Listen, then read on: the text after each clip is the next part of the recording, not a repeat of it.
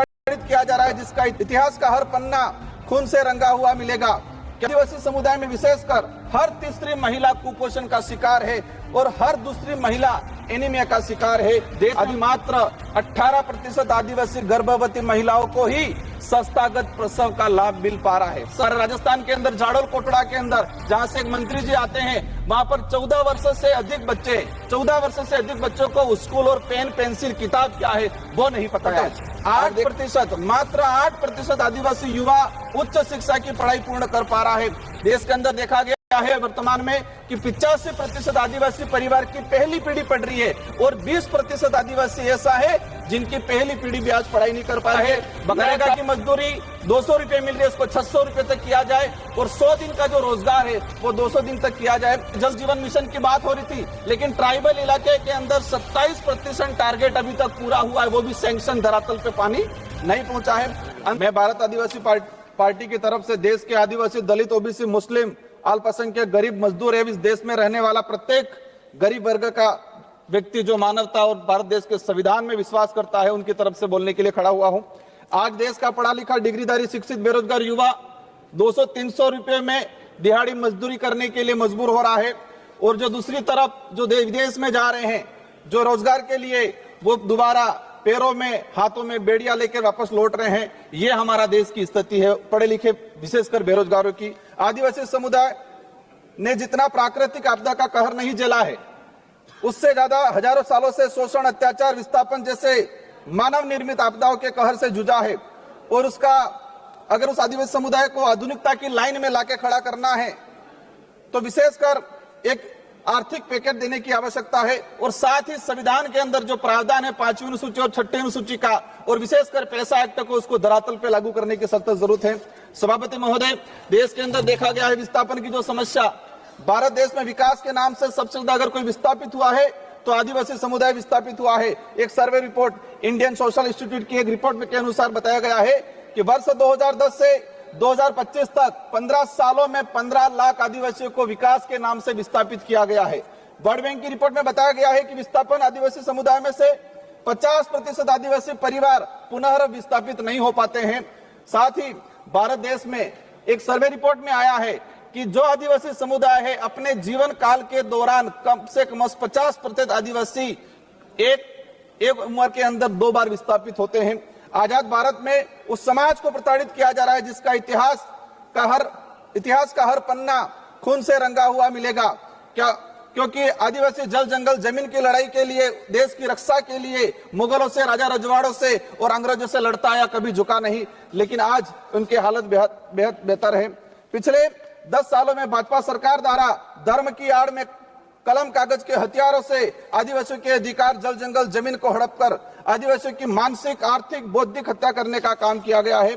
सभापति महोदय, आज बजट में सशक्त भारत बनाने की बात चल रही है, बनना चाहिए, हम भी चाहते हैं, हमारा देश मजबूत बनना चाहिए, विश्व शक्ति बनना चाहिए, लेकिन स्थिति क्या है? हमारे देश का जो भविष्य कुपोषण की बेड़ियों में जकड़ा हुआ है।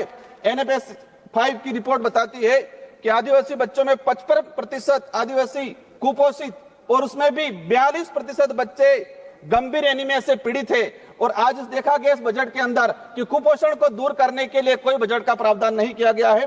बेटी बचाओ बेटी पढ़ाओ का नारा लगा रहे हैं, हमारे देश की महिलाओं के लिए हम भी चाहते हैं कि मजबूत बने, सशक्त बने, लेकिन हकीकत क्या है?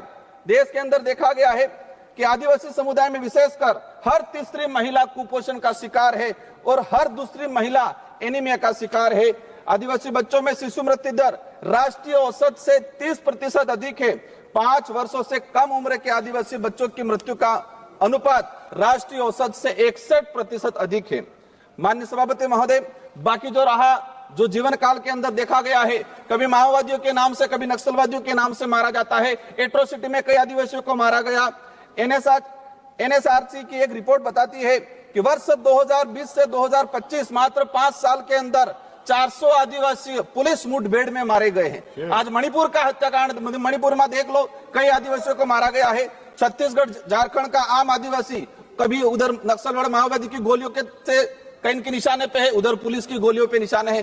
बीच में आम व्यक्ति जो है वो आज उसके साथ अत्याचार हो रहा है। हर दिन एक न एक व्यक्ति मारा गया है। आदिवासी दलित पिछड़ों को सशक्त बनाए बिना हमारे देश भारत देश को सशक्त भारत बनाने की कल्पना करना एक कोरा सपना रह जाएगा। स्वास्थ्य सुविधा की देखा जाए, आदिवासी क्षेत्र में पीएससी सीएसपी की सीएजी की एक रिपोर्ट आई है कि आदिवासी बाहुल्य क्षेत्र में जितनी जो पीएससी सीएससी है वहां पर 60% डॉक्टरों के पद रिक्त हैं। देश में मात्र 18% आदिवासी गर्भवती महिलाओं को ही संस्थागत प्रसव का लाभ मिल पा रहा है। संस्थागत प्रसव का सिर्फ मात्र 18%। सभापति महोदय 1 मिनट का रहा है। शिक्षा की बात करें, हमारे राजस्थान के अंदर जाडोल कोटड़ा के अंदर जहां से एक मंत्री जी आते हैं, वहां पर 14 वर्ष से अधिक बच्चों को स्कूल और पेन पेंसिल किताब क्या है वो नहीं पता है। आज देखा गया है यूनेस्को की एक रिपोर्ट में देश में 35% आदिवासी बच्चे ड्रॉप आउट हो रहे हैं और राष्ट्रीय औसत 12% है। 8%, मात्र 8% आदिवासी युवा उच्च शिक्षा की पढ़ाई पूर्ण कर पा रहा है। देश के अंदर देखा गया है वर्तमान में कि 85% आदिवासी परिवार की पहली पीढ़ी पढ़ रही है और 20% आदिवासी ऐसा है जिनकी पहली पीढ़ी भी आज पढ़ाई नहीं कर पा रही है। बकाया छात्रवृत्ति 2 साल से छात्रवृत्ति नहीं आ रही। हमारे राजस्थान के अंदर केंद्र से बजट रिलीज नहीं हुआ है। राष्ट्रीय विदेश छात्रवृत्ति योजना शुरू की 2013 के अंदर 20 बच्चे जा रहे थे आदिवासी समुदाय के, मैडम 1 मिनट का रहा है, और आज भी 20 बच्चे जा रहे। 2013 में हमारे देश से विदेश में 1,90,000 बच्चे पढ़ने जा रहे थे। आज 2024 के अंदर 13 लाख जा रहे हैं, लेकिन आदिवासियों के लिए वो 20 सीटें हैं, वही 20 सीटें आज तक वो बढ़ाई नहीं गई है। लास्ट में अंतिम में कहना चाहूंगा, नरेगा के अंदर इस बार देखा गया बजट कोई नहीं बढ़ा गया है। नरेगा की मजदूरी 200 रुपए मिल रही है, उसको 600 रुपए तक किया जाए और 100 दिन का जो रोजगार है वो 200 दिन तक किया जाए।